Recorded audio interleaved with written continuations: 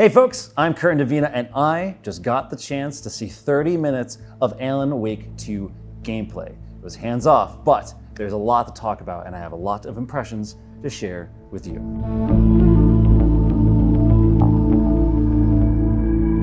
Before we jump right into this, there's a few things I need to clear up, and that is some stuff I love. 1, I love Alan Wake. 2, I love survival horror. And 3, I'm a big old fan of detective mystery games. And not only when they first announced Alan Wake 2 as a survival horror did my mind explode, but what I saw was a trifecta of all of those things, because Alan Wake 2 is just as much a survival horror as it is a detective investigation game. And that's got this guy very excited. So what I got to see was basically an extended look at what was revealed at Summer Game Fest. The gameplay I saw surrounded around Saga Anderson and her investigating Cauldron Lake with her partner, Alex Casey. With a single button press, Saga teleports to the Mind Place, which is an actual physical room that you can move around in that shows your evidence board, as well as a map, a place to upgrade your weapons, and also do profiling, which we'll get more into in a moment. As you collect evidence, you are able to actually physically place the evidence on the wall on your own to be able to connect your own dots, which is something I'm extremely excited for because it feeds into my detective-loving heart. So if you're not familiar, the crux of this game is that Saga is trying to find Alan Wake, or at least investigate what happened in Bright Falls 13 years ago.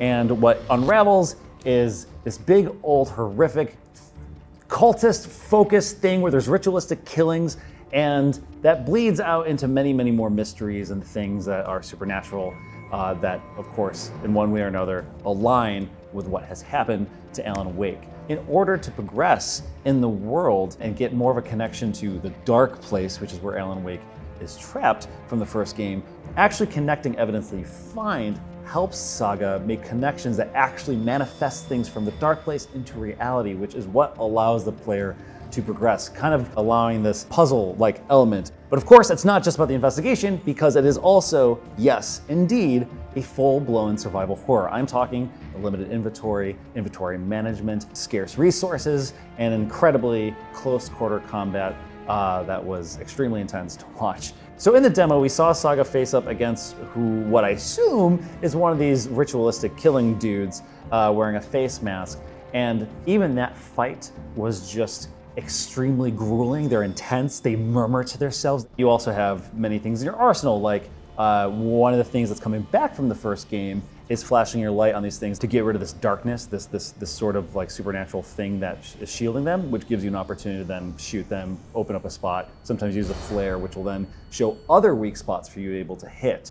Now, for those of you who are familiar with the first one, you may know that that's really more of an action-adventure, and the combat has been criticized for being a little repetitive over time, of just like flashing your flashlight on a dude and then shooting them, repeat. And while Remedy has vocalized that they are aware of that concern, and that is something that kind of held the first one back, they're going into this one with that awareness.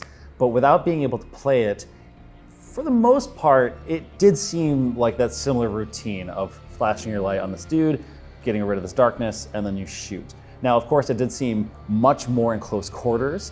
The flashlight, like using the flashlight, seems to work even quicker, but that's kind of a good balance considering that the enemies are now more up close and personal. Also, one thing I saw, there was less enemies, but they were more aggressive than they were in the first one. The first one definitely like threw hordes of these dudes at you while you were just like shooting light at them, shooting them, light, shoot, light, shoot. The closest thing I can compare it to in a way is sort of Resident Evil 2 combat specifically, because in Resident Evil 2, combat is always really up close, it's in close quarters, and you're usually only facing off a few zombies at a time, but it can still feel really dire. And while that had a similar feeling and weight in just from what I saw, I still have a concern whether or not, this routine of flashlight shooting will actually like stick through for an entire campaign.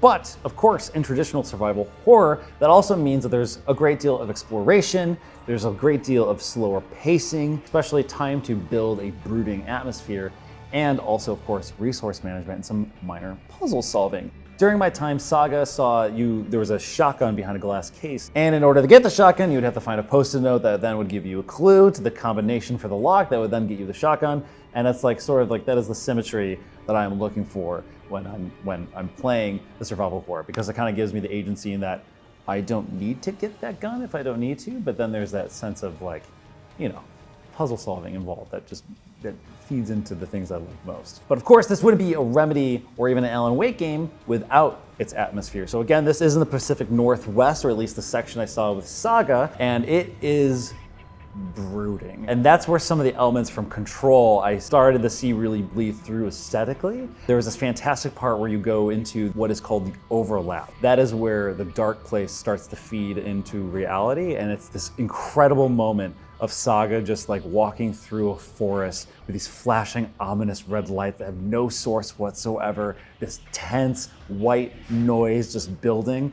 And it was like, it's this sort of flow of like investigating, of putting evidence together, action, tense combat, but also the opportunity to explore and let something sink in that really, really made what I saw feel effective. And kind of like the last bit of like the whole investigative part is, of course, profiling. Not only do you just piece evidence together, but you actually have the opportunity to sit at a table with pictures of characters you've met, and you actually have to ask yourself questions, and asking the right questions will then unlock things within Saga's mind, and putting herself in like the shoes of the people she's trying to profile. Profiling people is necessary to not only gather evidence, but also piece things together so you can manifest it from the dark place into reality.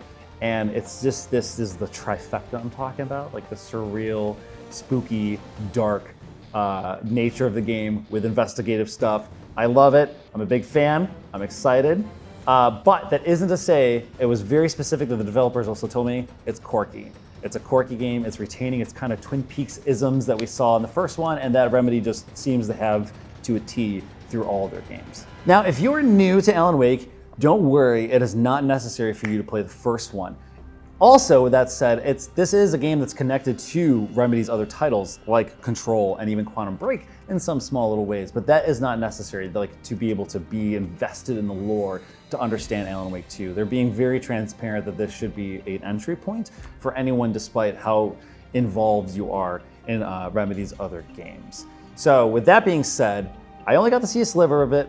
There's still a lot that I have to see, and thankfully you can actually go to GameSpot.com. We'll have a link in the description below for my actual written editorial piece, which will give some insight to some of the developers I got to talk to and give a little bit more insight. With that being said, this is a game that I've been wanting to see for 13 years, and it's kind of remarkable. Not only see it finally happen, but see it connecting the dots in ways that just feeds into things I really, really like. But we will have to find out more when the game releases this year on October 17th.